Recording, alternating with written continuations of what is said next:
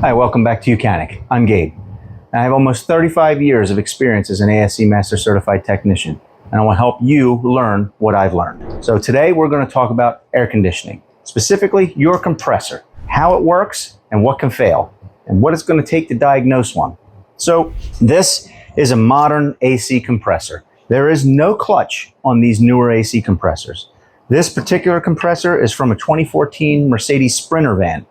Now this one was replaced because of a leak. The leak on this compressor was right behind the pulley on the main seal.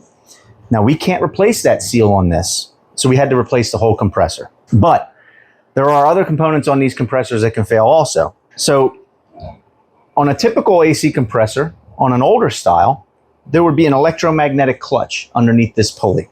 The pulley would turn all the time, but only engage the air conditioning by electrifying that electromagnet and engaging that clutch, which would turn the air conditioner on. These don't do that. This compressor turns all the time.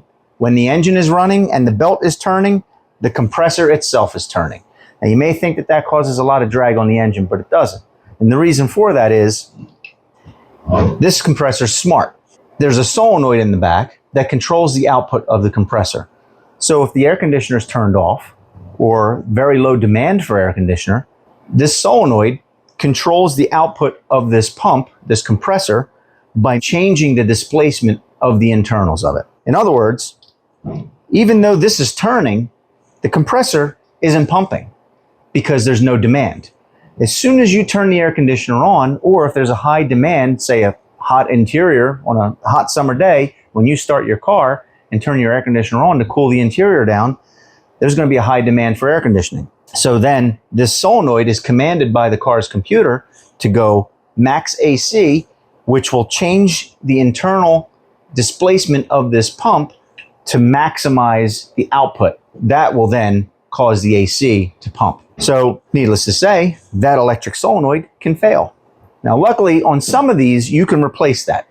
That solenoid itself is about $30 and it's pretty easy to replace, but you do have to evacuate all the refrigerant from the system before you can take that out. So I'm going to take that solenoid out and I'm going to show you what it looks like.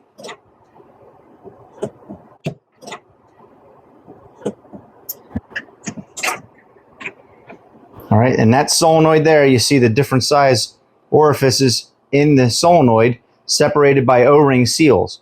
And what happens is this compressor, as it's turning, always moves a little bit of oil. And when that solenoid lets the oil pass through, it changes the dimensions internally of what's called a swash plate, which basically is a tilted plate that rides on this shaft, and it changes the angle of that plate to let the pistons move up and down even further to create more displacement, which creates more pressure, which pushes more refrigerant through the system.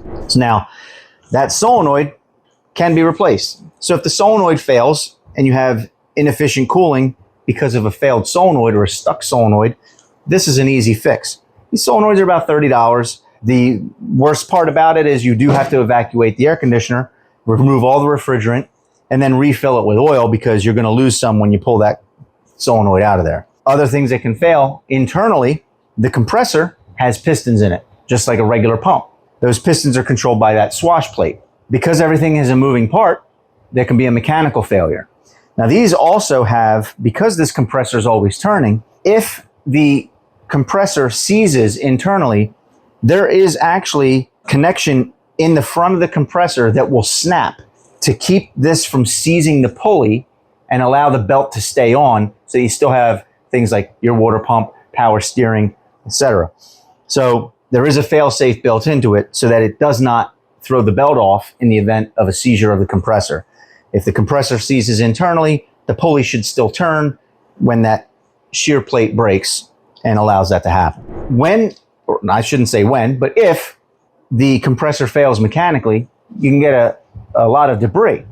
Well, where does that debris go? Well, that debris can come out through the discharge side and get stuck in the rest of the system and contaminate the rest of the system.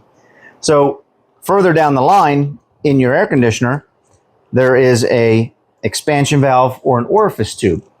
And we're going to talk about that. This is an orifice tube. This is a metering device that changes the pressure of the system from high pressure liquid to a low pressure vapor in the evaporator core. Well, you see the screen on there.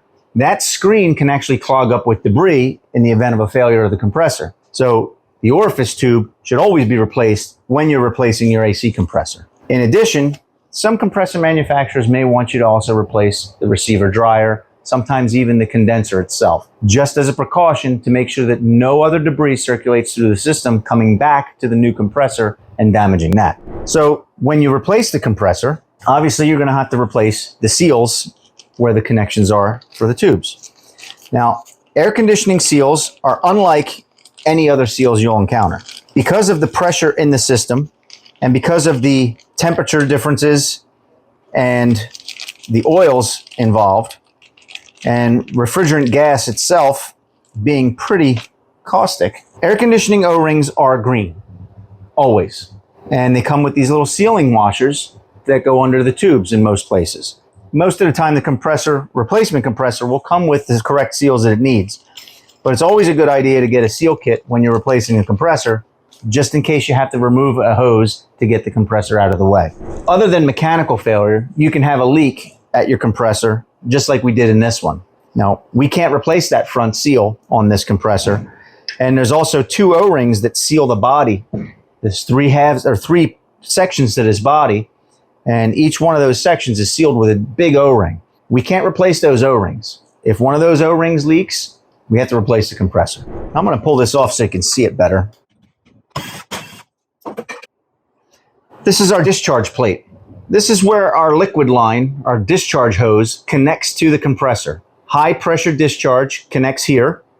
And right there next to it, that's a pressure relief. Now, you can have a pressure relief valve go bad. And they will actually blow refrigerant off through this. This is a safety measure. If the compressor is pumping and there's a restriction in the system and it builds up too much pressure, this is a fail-safe. It will bleed off pressure here to protect the system. Basically, keep it from having an explosion on one of the hoses or something like that. These pressure relief valves can fail, and if that's the case, they'll leak. Most modern air conditioners come from the factory with UV dye in the system, which makes it a little easier to find a leak. So with a good black light, you can actually find the leak yourself, determine where that point of leak is, maybe make the repairs yourself. You're always going to need to evacuate the system anytime you are making a repair. If you're replacing a seal or anything like that, if the seal is already empty, you're going to have to pull a vacuum on the system to evacuate any moisture or water vapor that's in the system before you recharge it. Special equipment is needed for that, and for that you'll need a licensed AC specialist to evacuate the system. Most shops would be happy to evacuate your system for you, charge you just for that, and then recharge it when your repairs are complete. That is the basics of the AC compressor. Sometimes your compressor will fail mechanically, make some noise maybe. Sometimes your compressor may leak. Sometimes that solenoid could fail. If you have an older compressor with an electromagnetic clutch, those clutches can fail, but those are the basics of it. Now, what's it going to cost to replace your AC compressor if it fails? That can vary. This one, $700 for a new compressor from Mercedes for that Sprinter. A few hours of labor as well, easily a $1,500 job, at least. If the solenoid itself were bad, well, then we're talking about a $30 part and some time to evacuate and recharge the system, and the diagnosis involved. Diagnosis for an air conditioning system is a little bit different than diagnosis for a check engine light. When you're diagnosing an air conditioning system, typically, in addition to the hour of diagnosis for the electronic side, you also have to evacuate and recharge the system and check system pressures. When you do an evacuate and recharge, you're using special equipment to remove all of the refrigerant from the vehicle, measure how much came out, and then recharge it with what is required. That process alone is typically about $200 to $300 if it doesn't require any additional refrigerant. In our case, the system did have a leak, so it was low on refrigerant. So in addition to the component cost and the labor involved and the diagnostic fee, we would also had to replace the refrigerant that leaked out. So again, it all adds up. If you can find a shop to recover the refrigerant for you so you can make the repair, you'll save a ton of money by making the repair yourself. We can diagnose the electronic portion of this with our UCAN 2 Pro scan tool. What we can do is we can command the air conditioner on most vehicles and then watch the pressures with a set of manifold gauges hooked up to our high and low side ports. And we'll read the pressures and see if they correspond to what we expect them to be. Now, pressures will vary based on temperature, ambient temperature, interior of the vehicle's temperature, and things like that. But on a typical hot summer day, you want to get about, with a R134 system, you're shooting for about 30 PSI on that low side.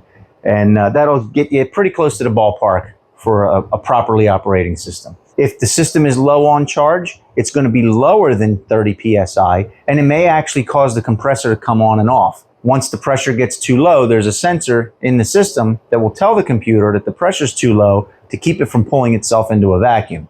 And that will turn the compressor off, which you'll see on the gauges as the pressure rises when the compressor shuts off. So air conditioners are a little bit more tricky. A lot of different parts that make up the system that can fail, but compressor failures are very common. Leaks within the system are very common, and electrical problems, like always, can happen. Electrical devices like this solenoid can fail.